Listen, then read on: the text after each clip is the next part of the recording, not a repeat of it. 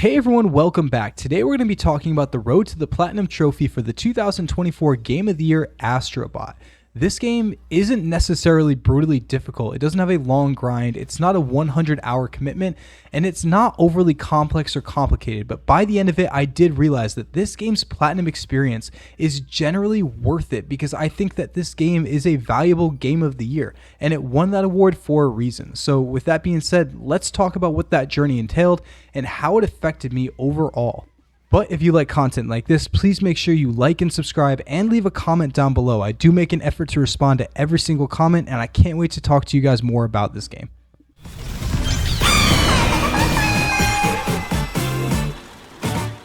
Now, start to finish, it only took me about 16 hours to get the Platinum Trophy in this game because I followed a collectibles guide pretty closely throughout the conduct of the game. Astro is simple, the controls are simple, and the gameplay is simple, but the diversity of what you go through in this game is really what surprised me.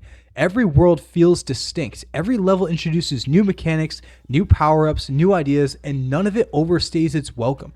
This is mainly because levels are only about 7 to 10 minutes long, which make it a perfect sit down and play stage of a game, because I can just sit down, pick it up, play a stage, put it down, and come back to it anytime, and I really don't feel like I've lost anything. This game really respects your time, and that's something that I really want, especially because I've been so inundated with very detail-heavy games that require a lot of hours and a lot of attention.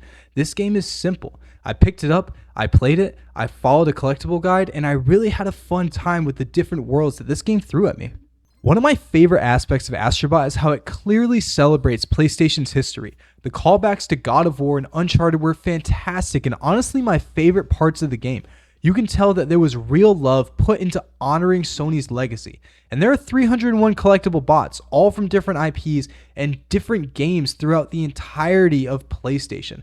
Now, not all 301 of them are actual characters. Some of them are just the generic bots and act as collectibles, but the ones that they did put in here have an insane amount of detail, and I love the way that they designed them and the way that these characters act in this world. And even after finding all of them, I was still having moments where I was like, oh, that's so cool, or wow, I recognize that person. And even though I didn't recognize all of them, I did find it so cool to see how they designed all of these characters. 301 is a very impressive number. And with that being said, I don't think that all of Sony's major IPs were represented properly. Like, for example, Spider-Man just isn't in this game.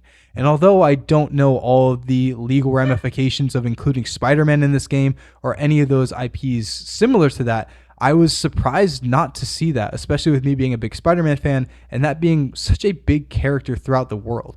I think that the message is still very clear that this game was made by people who love video games and really love what Sony has done over the past 30 years.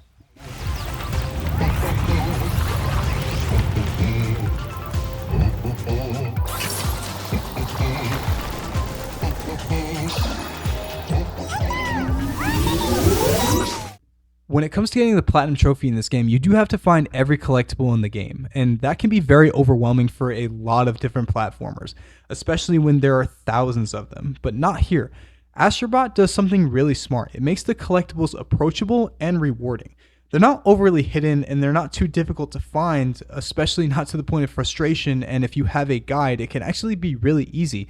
But they still encourage you to fully explore the levels and actually enjoy what these artists put together for this game. And if you do need help, like I said, those simple collectible guides are available online, and they're very easy to follow and make completion feel manageable. Going for 100% was not stressful for me, and I had a really fun time doing it, and I don't regret it. There are plenty of games that I put hours into to try to get the Platinum Trophy, and I feel like it's just a grind. This game didn't overstay its welcome, and I had a fun time start to finish.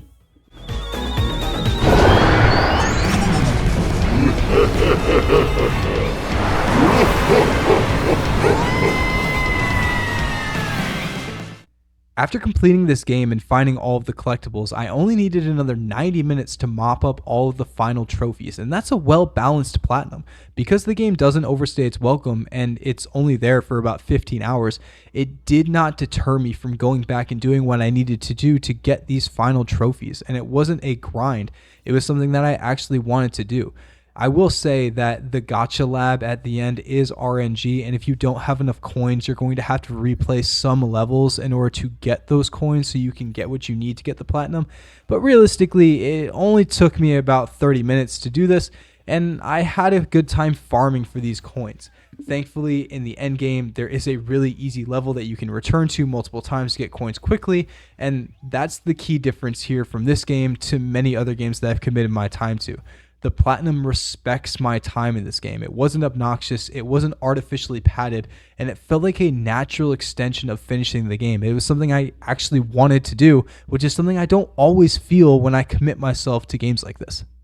Discussing the length in this game really is a double-edged sword though, because we really need to talk about the price. Astrobot is $70 at sticker price, and that is way too much for this game.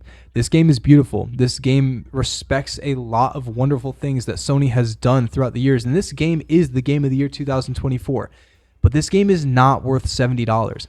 I was able to get it on sale for $55, and I still feel like I overpaid. I would say that this game is good in the $40 to $50 price range just because of the length and the fact that it's fun, but it's not anything overly special. That doesn't take away from the quality of the experience, and I really think that this game is fantastic. But if I'm going to cough up something like $70, I'm going to expect something that's going to keep me engaged for a little bit longer and give me a little bit more to do. This game is not bad. This game is great, and I really enjoyed it, but spending $70 on it is just a bit too much, and price really matters to me. Realistically, Astrobot is not trying to be the most complex game ever made, and that's okay. It's not trying to revolutionize storytelling, it's trying to be fun, and it's trying to get its audience's attention, and it absolutely succeeds at that. If you've been playing video games for a long time, especially PlayStation games, this feels like a celebration of history. The Platinum Trophy doesn't feel like a chore. It feels like a natural chapter in the experience that is Astrobot. And for that reason alone, the Platinum in Astrobot is absolutely Game of the Year worthy. Not because it was difficult, but because it reminded me of why I love playing video games, and it made me smile, and it made me laugh, and it made me have a fun time.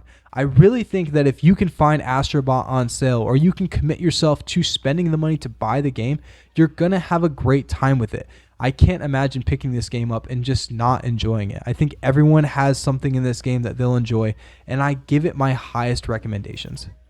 But those are just my opinions and my perspective on the game. So let me know, have you played Astrobot? Have you gotten the Platinum Trophy? Did you pick it up and quit on it?